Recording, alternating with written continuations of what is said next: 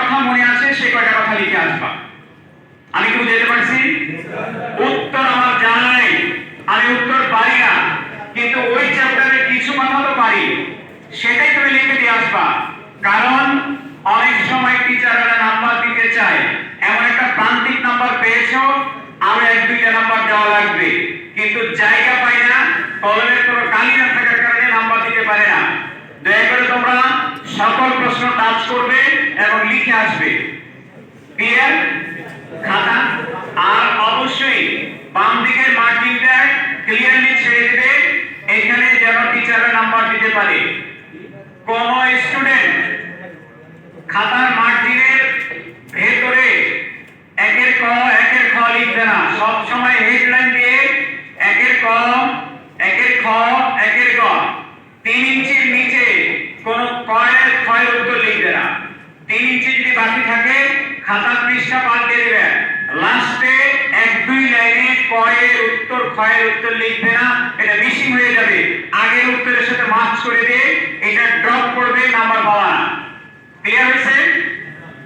লাস্টে 1.5 ইঞ্চি 3 ইঞ্চি জায়গাতে 1 এবং ক এবং ক্ষয়ের উত্তর লিখবে না, তাহলে মিসিং হওয়ার সম্ভাবনা বেশি আছে। এক উত্তরের সাথে আরেক উত্তরের মিনিমাম 1 ইঞ্চির গ্যাপ রাখবে, যেন বোঝা যায় যে এটা আরেকটা উত্তর লিখেছো। ক্লিয়ার?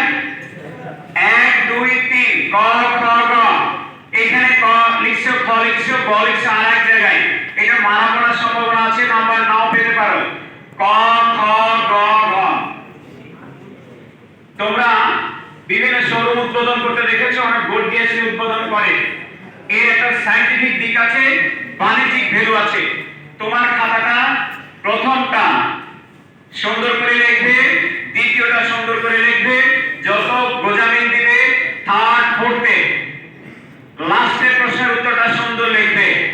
তাহলে মানুষের শার্ট থাকে পরিষ্কার ঝকঝকে, গেঞ্জিটা ময়লা থাকে, বুঝেছে না? গেঞ্জি দেখার সুযোগ নাই।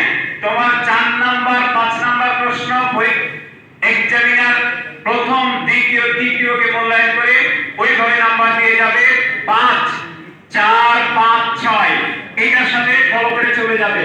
ক্লিয়ার? তাহলে 1 2 3 সুন্দর হবে, লাস্টেরটা সুন্দর হবে, পারা যাবে না? অবশ্যই চেষ্টা করতে হবে।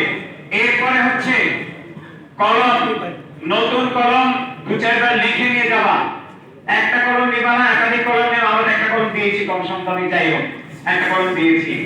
এখন কলম একাধিক নিয়ে যাবে, যাতে করে তোমার যে কোনো সময় ডিসপ্লে হলে এটা তুমি তাড়াতাড়ি করতে পারো। রোল নাম্বার, রেজিস্ট্রেশন নাম্বার কোন অবস্থাতেই ভুল করিও না, কোন অবস্থাতেই ভুল করা যাবে না।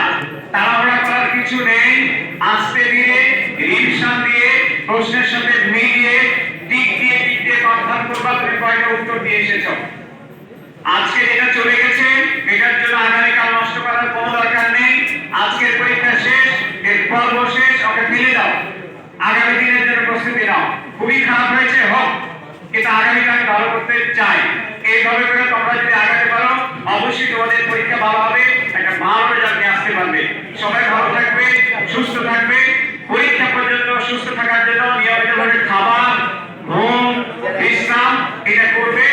আপাতত বাড়তি ঘোরাঘুরি, অহেতুক সময় ব্যয় করার কোনো প্রয়োজন নেই। তোমরা নিয়মতান্ত্রিক ভাবে তোমাদের জীবন নির্বাহ করবে, এটাই তোমাদের কাছে আশা। সবাই ভালো থাকো, সুস্থ থাকো, সফলতার সাথে আবার ফিরে আসা আমাদের কলেজে। মণিপুর কলেজ শুরু হয়েছিল, মনে করছে ভালো হয় নাই, ইনশাআল্লাহ কলেজ তোমাদেরকে যদি নাও আনতে পারি, তোমাদের সন্তানদেরকে কলেজে